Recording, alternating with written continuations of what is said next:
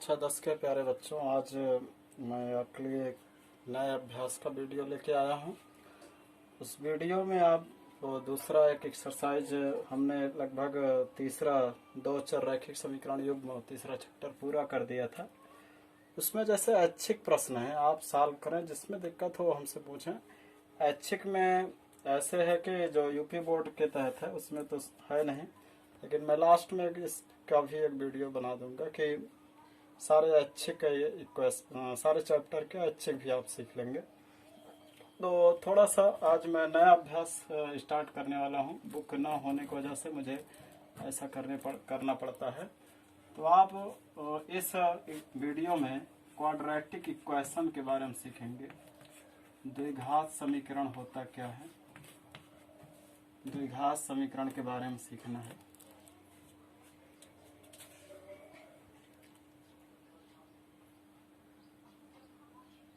तो द्विघात समीकरण होता क्या है इसके बारे में आप सीखेंगे। इसमें क्वाड्रेटिक इक्वेशन हाई स्कूल का और कई जगह में यूज होने वाला सबसे बेहतरीन चैप्टर, जो हाई स्कूल लेवल के लिए तो बहुत अच्छा है। हाई स्कूल लेवल के अन्य भी जितने भी न्यूमेरिकल्स होते हैं लगभग हर जगह यूज होते हैं। फिजिक्स में हुआ, केमिस्ट्री में हुआ, या एंड अदर इंजीनियरिंग जो भी पढ़ाई जाएगी उसमें भी लगभग क्वाड्रेटिक इक्वेशन से रिलेटेड जरूर क्वेश्चन रहते हैं। तो क्वाड्रेटिक सबसे पहली बात आती है कि इक्वेशन क्या है, इक्वेशन किसको कहेंगे। तो जिसमें समता का चिन्ह लगा हो और चरों से बद्ध हो, किसी चरों से बद्ध हो, जैसे हमने लिख दिया x बराबर 0, तो इसको हम इक्वेशन ही कहेंगे। y प्लस z बराबर 0 इक्वेशन ही है। अब वो कितने कभी कभी पद के अनुसार इक्वेशन देते हैं, एक पदी समीकरण, दो पदी समीकरण, तीन पदी समीकरण, और कभी कभी घातों के आधार पे कि एक घात है तो रैखिक समीकरण, अगर उस पद में दो घात है, सबसे बड़ी घात दो है तो दो घात का समीकरण, तीन घात है सबसे बड़ा घात, यानी जो चर उपस्थित है उसमें चर की घात सबसे अधिकतम 3 है, त्रिघात समीकरण। इस तरह से चार घात हो चतुर्घात समीकरण। तो कई घात के समीकरण भी मिल सकते हैं, लेकिन हमें इस चैप्टर में किनको पढ़ना है, द्विघात समीकरण के बारे में। तो द्विघात समीकरण एक पैटर्न, एक निर्धारित रूप होता है। तो यहाँ हम डिफिनीशन लिख लेते हैं, परिभाषा इसकी। द्विघात समीकरण होता क्या है, ऐसा समीकरण जिसमें चर की अधिकतम घात दो हो, अधिकतम घात यहाँ होगा, अधिकतम घात दो हो, उसे द्विघात समीकरण कहते हैं। रैखिक समीकरण तो आप कई बार पढ़ चुके हैं, इसे द्विघात समीकरण कहते हैं। द्विघात समीकरण बेसिकली यानी उसका जो स्टैंडर्ड फॉर्म होता है वो इस रूप का होता है। द्विघात समीकरण का जो स्टैंडर्ड फॉर्म, मानक रूप, वो होता है ax square plus bx plus c बराबर 0 टाइप में, वेयर जहाँ a b c ये वास्तविक संख्याएं होती हैं। ये क्या है, वास्तविक संख्याएं हैं, जहाँ a b c क्या है, वास्तविक संख्याएं। अब बात आती है कि क्या सर ये भी द्विघात समीकरण है, क्या ये भी द्विघात समीकरण है? हाँ, ये भी द्विघात समीकरण है, बट ये एक चर का द्विघात समीकरण नहीं है, बल्कि दो चर का दो घात समीकरण है। और इसमें एक ही चर यूज है, यक्स है, यक्स का ही घात लगा है। तो अगर कहीं ऐसे हो कि यक्स यानी कि एक ही चर का घात लगा हो, तो वो द्विघात समीकरण है। ये भी द्विघात समीकरण, लेकिन दो चर वाले द्विघात समीकरण के बारे में भी हमें अध्ययन नहीं करना है। हमें एक चर वाले द्विघात समीकरण का अध्ययन करना है, तो यहाँ पे या तो x रहेगा या तो y हो जाएगा या तो z ही रहेगा या तो कुछ, यानी कि स्पेशली किसी एक चर से रिलेट रहेगा इक्वेशन। तो इसीलिए हमने लिख दिया कि जो द्विघात समीकरण हम हाई स्कूल लेवल का जो पढ़ेंगे वो इस स्टैंडर्ड फॉर्म का होना चाहिए, ax square plus B X plus C बराबर 0 का रूप का होना चाहिए।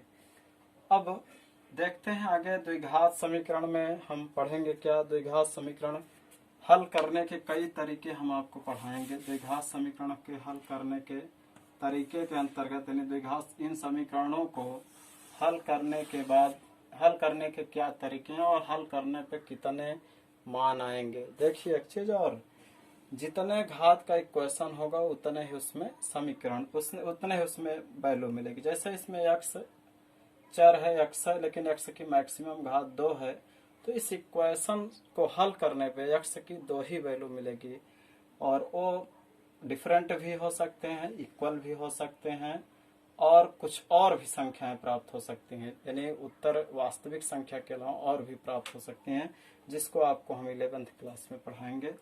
तो इसमें जो इनको हल करने की विधियां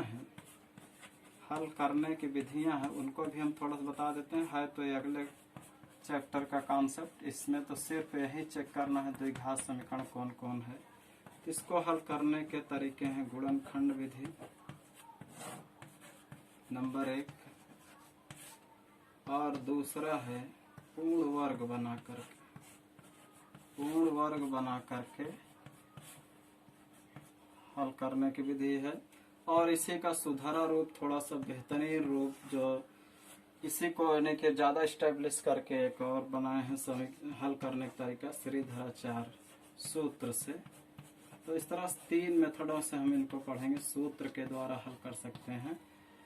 एक फैक्टर मेथड से है, एक स्क्वायर रूट्स यानी कि बना करके, पूर्ण वर्ग बना करके, एक गणितज्ञ हैं, भारतीय गणितज्ञ श्रीधराचार्य, उनके द्वारा फार्मूला निर्मित किया गया। उस फार्मूले से आप क्वाड्रेटिक इक्वेशन चाहे जितने कठिन हो चाहे जैसे भी हो उनको सॉल्व करने का ये ब्रह्मास्त्र तरीके से रहेगा।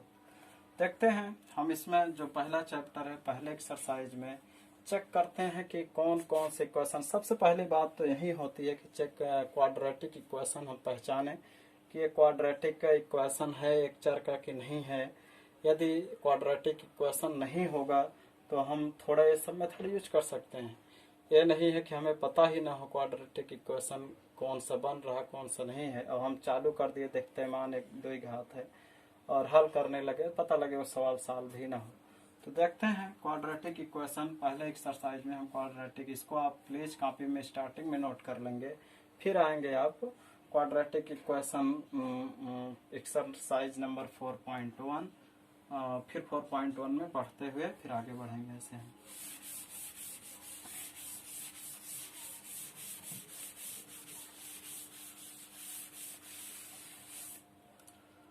4.1 है,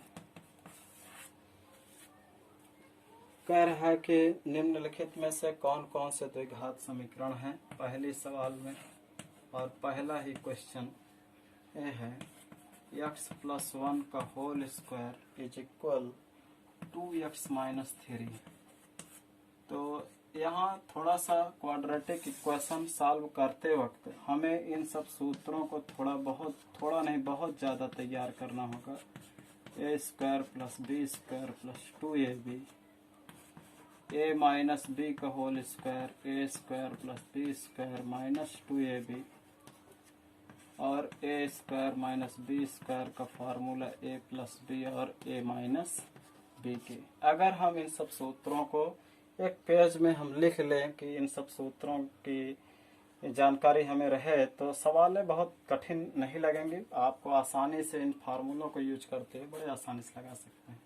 देख रहे हैं यहाँ a + b बन रहा है होल स्क्वायर, तो a + b का whole square a² + b² + 2ab से, तो x² + 1² + 2 × x × 1 और ये होगा 2x, 2 3 जा 6।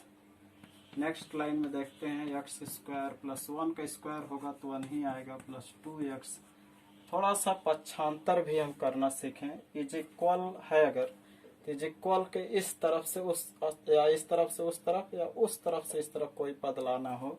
अगर इज इक्वल के इस तरफ कोई पद है पॉजिटिव है तो उधर जाएगा निगेटिव, निगेटिव है तो पॉजिटिव। यहाँ से हम जान लें कि अगर इस तरफ से धन ऋण कोई पद है, अगर धन वाला उधर जाएगा तो निगेटिव होगा, निगेटिव वाला अगर कोई पद जाएगा तो पॉजिटिव होगा। और इसी तरह से इसी का यानी कि उल्टा चलेगा। अगर इधर से जा रहे हैं इक्वल डाक करके तो पॉजिटिव है निगेटिव, निगेटिव है पॉजिटिव। और अगर इधर से वापस हो रहे हैं इस दिशा में जा रहे हैं तो निगेटिव से इधर पॉजिटिव हो जाएगा और पॉजिटिव से क्या हो जाएगा निगेटिव। हमने तीर बना रखा दोनों में कि आप इससे जान जाएं। तो पक्षांतर चूंकि बहुत ही आवश्यक होता है, बच्चे कर लेते हैं, इधर उधर कर लेते हैं, चिन्ह नहीं बदलते हैं। देख रहे हैं इस पद में क्या चिन्ह आगे प्लस है, प्लस इधर आएगा तो माइनस हो जाएगा, -6 इधर आएगा तो +6। अब यहाँ क्या बचेगा, कोई है ही नहीं, 0 बचेगा। तो देखते हैं ए +2x -2x घट जाएगा, x² + 6x 7 = 0। यहाँ देख रहे हैं इस इक्वेशन की सबसे अधिकतम घात x के कितने हैं, 2 है, तो ये द्विघात समीकरण है। दिस इज क्वाड्रेटिक इक्वेशन, द्विघात समीकरण है। पहला क्वेश्चन सॉल्व हो गया आपका, प्लीज नोट कर लें। नेक्स्ट देखते हैं इसका सेकंड पार्ट।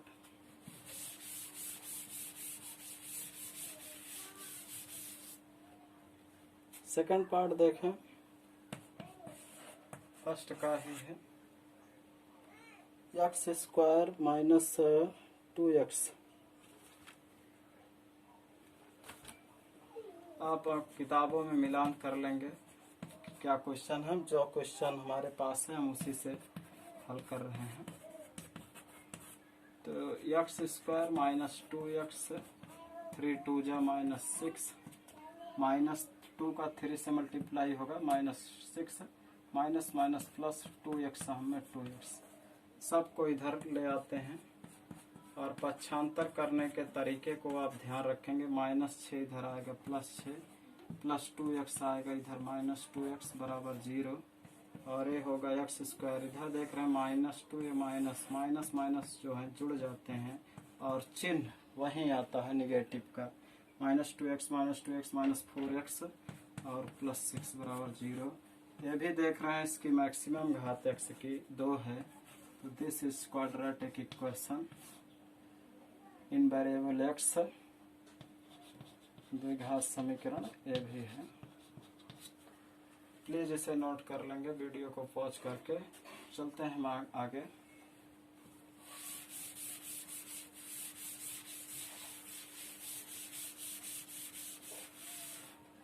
नेक्स्ट देखते हैं थर्ड नंबर,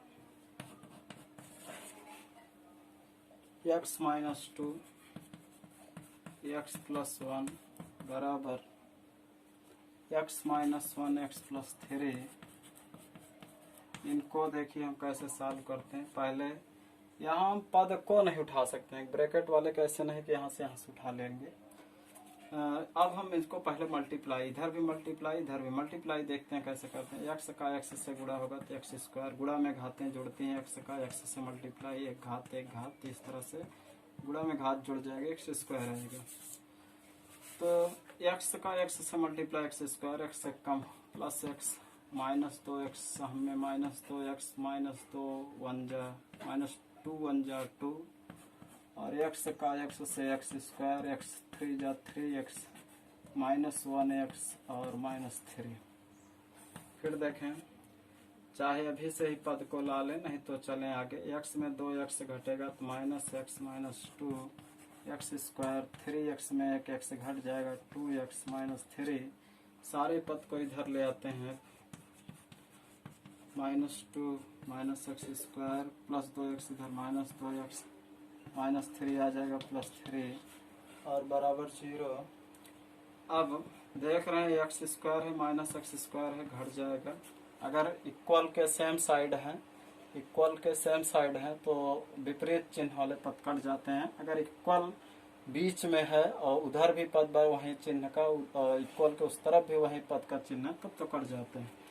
-x -2 यानी -1 -2 माइनस जुड़ जाते हैं, -3x -2 में +3 जुड़ेगा तो +1 और बराबर 0। देख रहे हैं इसमें x की मैक्सिमम घात 1 आ रही है, द्विघात समीकरण नहीं है। इस तरह से द्विघात समीकरण नहीं है। तो आप इसमें केवल कैलकुलेट करके लास्ट में सबको पक्षांतर करके इक्वल 0 करके सेट करके यही दिखाना कि क्या ये क्वाड्रेटिक इक्वेशन है या है नहीं है। अगर 2 घात आ रहा है तो क्वाड्रेटिक इक्वेशन है, नहीं तो नहीं होगा। प्लीज इसे भी जल्दी से नोट कर लेंगे।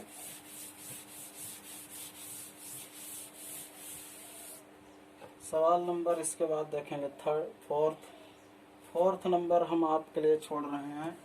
Fourth do solve your self, इसको DSY कर रहे हैं। 5th नंबर में देखें, एक और हम 5th बता दे रहे हैं आपको। 2x - y 2x + 3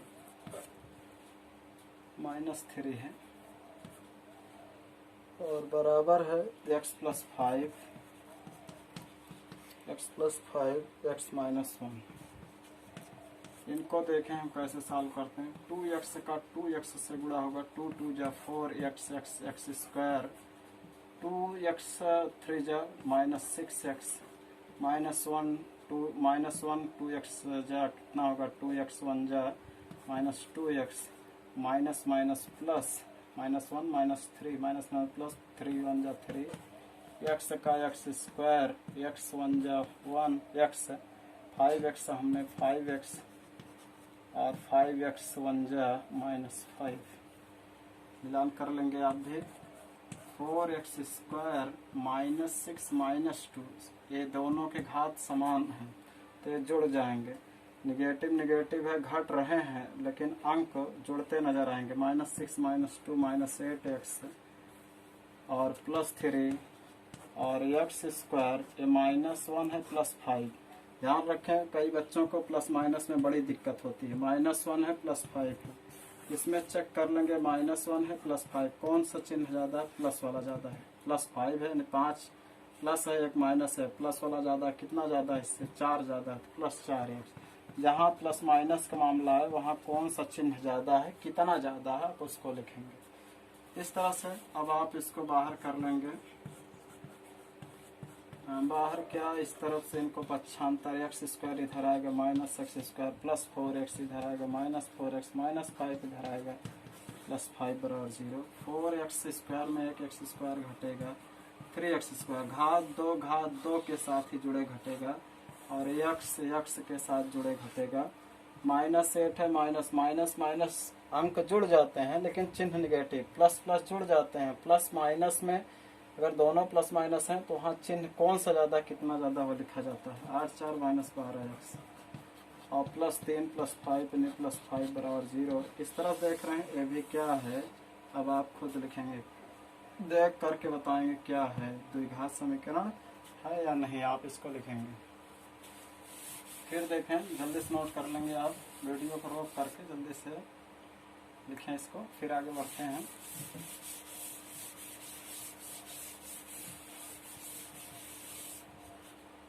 इसके बाद शायद 6 वाली भी आप लगा लेंगे, हम 7 बताएंगे। 6 भी डू सॉल्व DSY है। 7 देखेंगे, 7 है x + 2 का होल क्यूब बराबर 2x x² - 1। इसमें +b का होल क्यूब हमने सूत्र नहीं बताया आज, ये +b का होल क्यूब भी आप याद रखें। सूत्र में इजाफा करेंगे, a³ + b³ + 3ab और ब्रैकेट में a + b और अगर a - b का होल क्यूब आता है, a - b का होल क्यूब तो a³ - b³ - 3ab और ब्रैकेट में a - b, इसको भी आप नोट करेंगे। a + b का होल क्यूब, a है b है, a³ यानी x³ b³ - 2³ 3ab 3x × 2 a + b यानी इतना 2x में x² से मल्टीप्लाई होगा 2x³ 2x 1 = 2x। नेक्स्ट देखें, x³ 2 दूनी 4 दूनी 8 3 दूनी 6x हो जाएगा। X plus 2x square minus 2x, x cube plus 8, 6x में x से गुणा होगा 6x स्क्वायर, 6x में 2 से गुणा होगा 12x, और इधर पक्षांतर साथ में ही कर लेते हैं, 2x स्क्वायर इधर आएगा माइनस 2x स्क्वायर, माइनस 2 इधर आएगा प्लस 2x बराबर 0। अब देखें इसके बाद हम एक्स क्यूब क्या और कोई है नहीं है, एक्स स्क्वायर घात देखें तो 6x square minus 2x square, 6 plus है माइनस 2, 6 में 2 घट जाएगा प्लस 4x स्क्वायर। x देखें 2x है 12x, 12 2 14x, 14x, 8 है और कोई अंक नहीं है, प्लस 8 बराबर 0। देख रहे हैं इसमें सबसे बड़ी घात क्या मिल रही है हमको, 3 मिल रही है। तो द्विघात समीकरण नहीं है बल्कि त्रिघात है, तो त्रिघात पूछ नहीं रहा है, तो आप लिखेंगे कि दो घात समीकरण नहीं है। प्लीज़ इसे नोट कर लें वीडियो पॉज करके। और उसके बाद जो है सूत्र 2 हमने आज लिखे हैं, इसमें दोनों सूत्र आप इसको उतार लेंगे।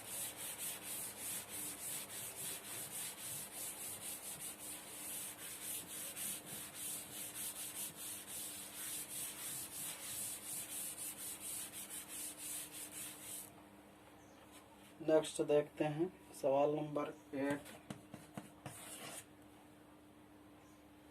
X cube minus 4x square minus x plus 1 बराबर x माइनस 2 का होल क्यूब। इधर सूत्र लगाना पड़ेगा, इधर कुछ काम है नहीं, इधर a माइनस बी का होल क्यूब, अभी सूत्र हमने लिखा है a cube minus B cube minus 3, ये a है b है तो एक जगह a cube b cube minus 3 A B A minus B, X cube minus 4x square, यहाँ इम्प्लाइज दैट लगाते चलेंगे थोड़ा साफ सुथरा रहे। एक्स क्यूब 2 के 3 बार 2 दूनी 4 दूनी 8, 3 दूनी 6x, x minus 2, x cube minus 4x square minus x plus 1, x cube minus 8 minus 6x में x से गुणा 6x square minus minus plus 6 दूनी 12x। देख रहे हैं समान चिन्ह है, अगर चाहें तो इधर ले आ लें, नहीं तो इधर प्लस x क्यूब है इधर भी प्लस x क्यूब है, समान चिन्ह कट जाएंगे कब, जब इक्वल के उस तरफ हो। और कोई पद कट रहे हैं नहीं कट रहे हैं, घात सबको पक्षांतर कर लेते हैं। इधर से लाइए इनको, माइनस 8 इधर आएगा प्लस 8, माइनस 6x स्क्वायर लागे plus 6x square minus plus 12x minus हो जाएगा इधर, माइनस 4x स्क्वायर में 6x स्क्वायर प्लस, देखिए माइनस प्लस का कितना बड़ा काम हो रहा है, माइनस है ये प्लस है, तो माइनस 4 है और प्लस 6 है, प्लस ज़्यादा है, कितना ज़्यादा, प्लस चिन्ह ज़्यादा, ध्यान रहे प्लस चिन्ह, ये 6 ठी है ये 4 ठी, प्लस चिन्ह कितना ज़्यादा है 2 ठी, तो 2 प्लस 2x स्क्वायर बचेगा। उसके बाद x देखें इधर माइनस है इधर भी माइनस है, minus 12 minus 1 minus 13x plus 1 plus 8 plus plus जुड़ जाते हैं, 8 1 9। अब आप खुद समझ गए होंगे एक कौन सा इक्वेशन है, दो घात है, एक्स स्क्वायर के यानी एक्स के ऊपर मैक्सिमम घात 2 है, तो ये द्विघात समीकरण है। प्लीज़ आप 8वां सवाल भी नोट कर लेंगे, फिर बढ़ते हैं हम आगे, प्लीज़ नोट इट डाउन।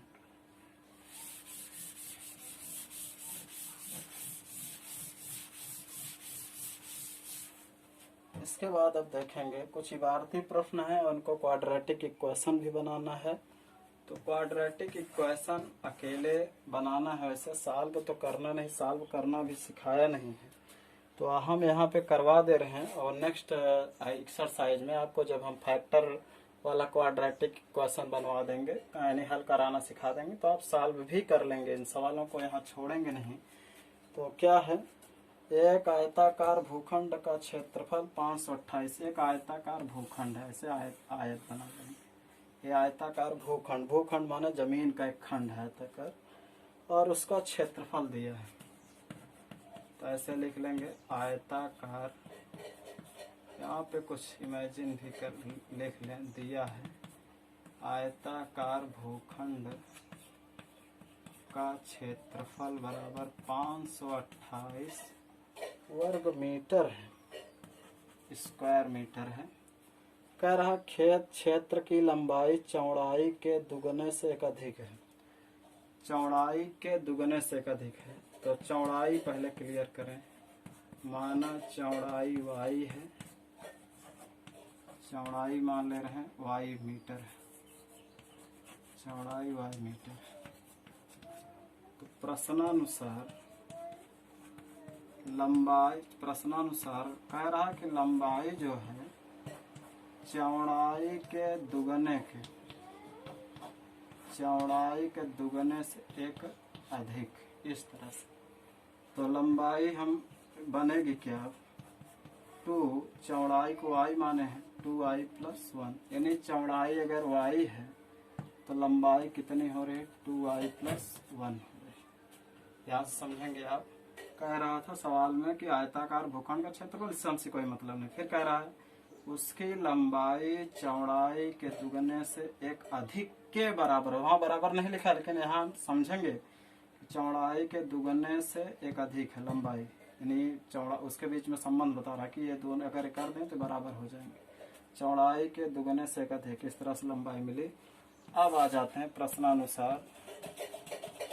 अब हमें क्वाड्रेटिक इक्वेशन बनाना है प्रश्नानुसार, या द्वितीय शर्तानुसार, ऐसा द्वितीय प्रश्नानुसार कह दें। तो क्या कह रहा है, कह रहा है कि आयताकार भूखंड का जो क्षेत्रफल है वो इतना है। आयताकार भूखंड का क्षेत्रफल 528 है। इसको ना लिख करके वहीं दिया है, तब इतना दिया है, तब दिया गया है। और हम जानते हैं आयताकार भूखंड क्षेत्रफल कैसे निकलती है, लंबाई गुणे चौड़ाई से। लंबाई की जगह रख लेते हैं इनको 2i + 1, और चौड़ाई कितनी है y 528। y को इसमें गुणा कर लेते हैं 2i², y एक कम y, 528 को इधर ला लेंगे, -528 बराबर 0। इस तरह से एक द्विघात समीकरण बन गया है। इसको सॉल्व करना भी हमने सिखाया नहीं है, इसलिए सॉल्व नहीं करेंगे। ये नहीं कि आप कहीं से देख लें सॉल्यूशन से कि गाइड से कि ये तो सॉल्व भी किया है। आपको सॉल्यूशन सॉल्व करना सिखाया ही नहीं गया है अभी। आप फैक्टर के द्वारा या किसी के द्वारा नहीं करेंगे, केवल देखेंगे क्या द्विघात समीकरण है। बाद में जब हम इसके नेक्स्ट एक्सरसाइज में गुणनखंड बता देंगे तो आप y की वैल्यू लगाएंगे, और y जो होगी चौड़ाई होगी 2i + 1 रख देंगे तो लंबाई हो जाएगी। तो आप इतना रखेंगे जो कि द्विघात समीकरण है, जो कि क्या है। यहाँ इस अभ्यास में आपको केवल क्वाड्रेटिक इक्वेशन बनाना सिखा रहा है। एक बार आप फिर समझ लेंगे। आयताकार भूखंड का क्षेत्रफल दिया था, चौड़ाई कह रहा था कि लंबाई चौड़ाई के दुगने से एक जब अधिक है, तो हम पहले चौड़ाई माने, चौड़ाई y माने, तो लंबाई जो है चौड़ाई के दुगने से एक अधिक दिखा है। इस तरह से इनको ले आके लंबाई गुणे चौड़ाई बराबर 528 वहाँ लिख के रखे, y का 2i², y कम y, 528 को इधर लाएंगे, -528 हुआ। इस तरह से क्वाड्रेटिक इक्वेशन आपको प्राप्त होता है। Please note it down.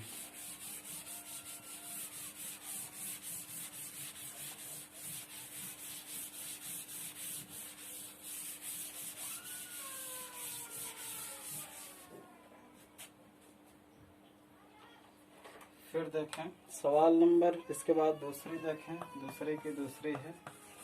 कह रहा 2 क्रमागत धन पूर्णांकों का गुणनफल। कभी कभी ये सब क्रमागत संख्याओं के बारे में पूछता है। क्रमागत संख्याएं, विशेष में इसको आप नोट कर लेंगे। 2 क्रमागत धन संख्याएं माने तो हम ऐसे ही मानेंगे कि अगर पहली है, पहली x, फिर दूसरे x + 1, फिर x + 2, x + 3, इस तरह से डॉट डॉट मानेंगे। 2 क्या क्रमागत संख्याएं ही अगर हम क्रमागत धन संख्याएं मानने के लिए कहा, पहले x, दूसरे x + 1, x + 2, x + 3। और अगर हमसे कहे कि क्रमागत सम संख्याएं लिखिए, क्रमागत सम संख्याएं, तो सम संख्याएं 2 की गुणज होती हैं, तो ऐसे माने 2x + 2 2x+4 इस तरह से मान सकते हैं, अथवा x+2 x+4 x+6 इसको ऐसे भी लिख सकते हैं, x+2 x+4 x+6 इस तरह से भी मान सकते हैं। और अगर कहे सवाल में क्रमागत विषम संख्याएं, ऑड नंबर्स अगर कहे लगातार संख्याएं, कंटिन्यूअस ऑड नंबर, तो पहले ये भी मान सकते हो, एक तो जैसे 2x+1 यानी विषम सम संख्या में एक जोड़ दें, 2x+3 2x+5 डॉट इस तरह, यानी सब में विषम संख्या बढ़ाते जाएं। 2x में 1 3 5 7 9 11 13 विषम संख्या जोड़ते जाएं। अथवा ये भी मान सकते हैं x+1 x+3 x+5 यानी x में सारे विषम नंबर जोड़ते जाएं।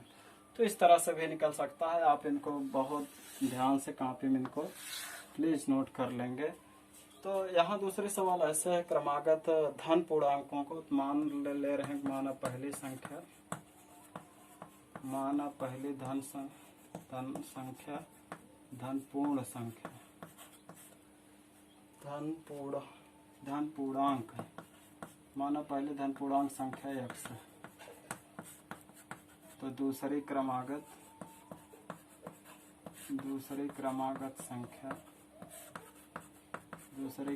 संख्या हम क्या मान लेंगे, x+1 ले लेंगे। प्रश्नानुसार, प्रश्न में कह क्या रहा, शर्त के अनुसार कह रहा कि इन दोनों संख्याओं का गुणनफल किसके बराबर है, 306 के है। तो x का x से मल्टीप्लाई x² x1 जब x 306 इधर ले आ लेंगे, -306 बराबर 0। आपका ये भी क्वाड्रेटिक इक्वेशन तैयार हो गया। मेथड की जानकारी न होने से आप इसे ज़्यादा सॉल्व नहीं करेंगे। नेक्स्ट चैप्टर जब पढ़ाएंगे तो उसमें सभी को पीछे लास्ट एक्सरसाइज, उस एक्सरसाइज के लास्ट में सभी सवालों को लगा सकते हैं। क्वाड्रेटिक इक्वेशन बना बनाया है, और जैसे ही 4.2 पढ़ेंगे वैसे 4.2 जहां खत्म होगा वहां इन सवालों को जरूर लगा दीजिएगा। प्लीज नोट कर लेंगे आप। थर्ड देखें आप, कह रहा है कि रोहन की माँ उससे 26 वर्ष बड़ी है। रोहन की माँ उससे 26 वर्ष बड़ी है। तो माना रोहन की आयु पहले कितनी है, माना रोहन की आयु x, अब माँ उसकी 26 साल उससे बड़ी है। माँ की आयु अगर वो 10 साल है तो उसके मम्मी 26 साल बड़ी है, तो x+26 वर्ष रहेंगी उनकी मम्मी। आगे देखते हैं क्या कहा है, उसकी आयु का गुणनफल अब से 3 वर्ष पश्चात 360 हो जाएगी। उसकी आयु का गुणनफल अब से 3 वर्ष पश्चात, तो पश्चात माने बाद, 3 साल बाद दोनों की आयु बढ़ जाएगी। प्रश्नानुसार या ऐसा लिखें, 3 वर्ष बाद रोहन की आयु होगी, पुनः 3 वर्ष बाद रोहन की आयु ये होगा x+3, 3 साल बाद ये बढ़ जाएगा, और 3 वर्ष बाद माँ की आयु हो जाएगी। आज अगर वर्तमान में x+26 है, 3 साल बाद 3 और बढ़ जाएगी, 26 3 29 साल का। फिर कह रहा है कि पश्चात इन दोनों का गुणनफल, यानी ई आयु और ए वाली आयु का गुणनफल। प्रश्नानुसार इन दोनों आयु का गुणनफल x+29 बराबर कितना है, 360 हो जा रही। फिर से आप समझेंगे, कहा है कि रोहन की माँ की आयु 26, रोहन की माँ उससे 26 साल बड़ी है। रोहन की आयु x, माँ की आयु x+26, 3 साल पश्चात पहले उनकी आयु तो निकाल लीजिए, तो 3 साल इसमें बढ़ेंगे, 3 साल इसमें, दोनों लोग 3 साल बाद बढ़ जाएंगे, 3 साल। फिर जितनी आयु है उसका गुणनफल 360 है। इस तरह से आप इसको मल्टीप्लाई कर लेंगे, गुणा कर लेंगे, जो क्वाड्रेटिक इक्वेशन आएगा वही इसका समीकरण होगा। समीकरण आप सॉल्व नहीं करेंगे, बस यहाँ पे केवल इक्वेशन बनाना सिखाया जा रहा है। प्लीज इसे आप नोट कर लेंगे, इसको आप कंप्लीट करेंगे।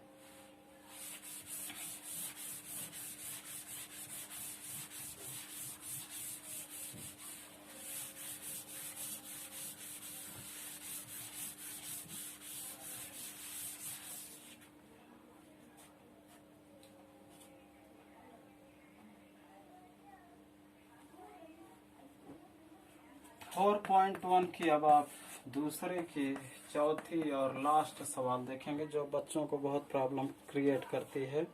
कह रहा है एक रेलगाड़ी 480 किलोमीटर की दूरी, एक रेलगाड़ी है 480 किलोमीटर की दूरी है, इसकी दूरी कितनी है? 480 किलोमीटर। कह रहा है दूरी समान चाल से तय करती है, यदि उसकी चाल 8 किलोमीटर प्रति घंटा कम होती है तो उसी दूरी को तय करने में 8 घंटे अधिक लेती है। चलिए पहले मान लेते हैं, माना रेलगाड़ी की सामान्य चाल, रेलगाड़ी की सामान्य चाल बराबर x किलोमीटर प्रति आवर। अगर इस चाल से, तब जो सामान्य चाल है इस चाल से 480 किलोमीटर दूरी तय करने में लगा समय क्यों निकाल रहे हैं? क्योंकि बाद में दिया है कि 8 घंटा अधिक लेती है, तो 8 घंटा मतलब समय दे रहा है, तो दूरी तय करने में लगा समय। तो आपको समय का निकालने का फॉर्मूला आना चाहिए। चाल बराबर जानते हैं दूरी बटा समय होता है, चाल बराबर दूरी बटा समय। तो दूरी कितनी है? 480 और समय कितना है? दूरी बटा, अब यहाँ से समय निकालना, समय यहाँ आ जाएगा, चाल यहाँ, समय बराबर होगा दूरी बटा चाल के। तो समय अब निकलेगा दूरी बटा चाल है x, इस तरह से। पुनः सामान्य चाल में कह रहा 8 किलोमीटर कम होती है, यदि उसकी चाल 8 किलोमीटर कम होती है। यदि पुनः सामान्य चाल में 8 किलोमीटर प्रति आवर की कमी हो तो नई चाल, यानी जो परिवर्तित चाल चाहे लिख सकते हैं, तो x है पहले 8 कम हो रही है तो x माइनस 8 किलोमीटर प्रति आवर हो गई। तब इतनी दूरी तय करने में, यानी यही 480 दूरी तय करने में लगा समय दूरी बटा चाल फिर लगेगा, दूरी वही 480 है और चाल नई हो चुकी है x माइनस 8। अब एक चीज़ आप ये जानते होंगे कि अगर यदि हम तेज चलेंगे तो कम समय लगेगा, अगर चाल हमारी कम होगी तो ज़्यादा समय लगेगा। तो यहाँ पहली कंडीशन में चाल तेज है, लास्ट वाली कंडीशन में चाल कम हो रही है, तो यानी चाल धीमी हो रही है, तो इसका मतलब है इसमें ज़्यादा समय लगा होगा। और इसमें देखिए ये भी टाइम है, ये भी टाइम है, और दोनों टाइम है। और अगर हम कहें कि एक बार जा रहा तेज चाल से, एक बार जा रहा धीम चाल से, तो हम कहेंगे कि हमको इस बार धीमे चाल से जब चलते गए हैं तो हमें कुछ समय ज़्यादा लगा है। तो क्या करते हैं, पहले वाले अभी जो धीमे चल रहे हैं जो तेज चल रहे हैं उनके समय की तुलना करेंगे, बताएंगे कितना हमको ज़्यादा लग गया इस बार टाइम। तो यही ये 8 किलोमीटर प्रति आवर की कमी, यानी 3 घंटे अधिक समय कह रहा ले रहा है। तो इसका मतलब है इस समय में इस समय को तुलना किया होगा, घटाया होगा, तो हमें मिला है। तब प्रश्न के अनुसार ए वाला समय 480 बटा x माइनस 8 में 480 बटा x घटाया है, तभी तो ये पाया है 3। ये भी आपका समय है, ये भी समय है, ये ज़्यादा समय में कम समय घटाया तो मिला है कितना? 3 मिला है, यानी 3 घंटे का अंतर आ रहा है। तो अब इसको भी हम सॉल्व करते हैं, करके देखते हैं क्या इक्वेशन प्राप्त होते हैं।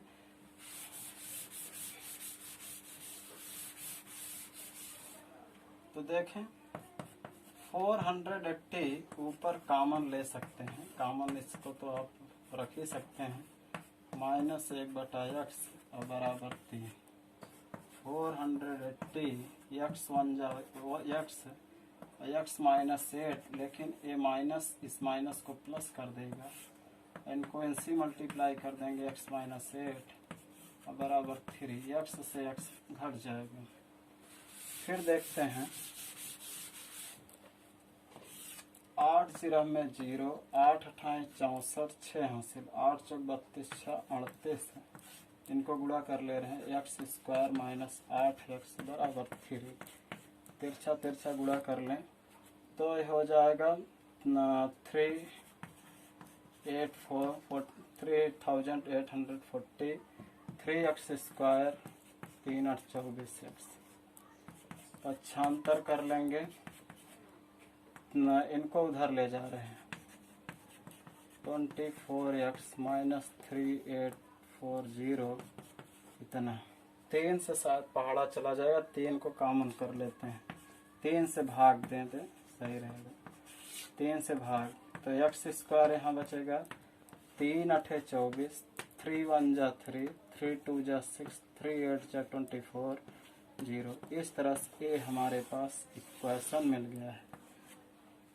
इस इक्वेशन को सॉल्व करने का जो तरीका होगा नेक्स्ट चैप्टर में आपको बताया जाएगा। और इस तरह से आपका आज 4.1 यहाँ केवल आप द्विघात समीकरण बनाएंगे ही अकेले, और सॉल्व करने का तरीका आगे हम जल्द से सिखा देंगे, तो आप इसको भी सॉल्व कर लेंगे वहाँ क्वाड्रेटिक इक्वेशन में। इस तरह से आपका 4.1 खत्म होता है। 4.2 के लिए वीडियो का वेट करें और इसे कॉपी में नोट कर लेंगे और बीच बीच में रिवाइज भी करते रहेंगे। प्लीज नोट कर लें।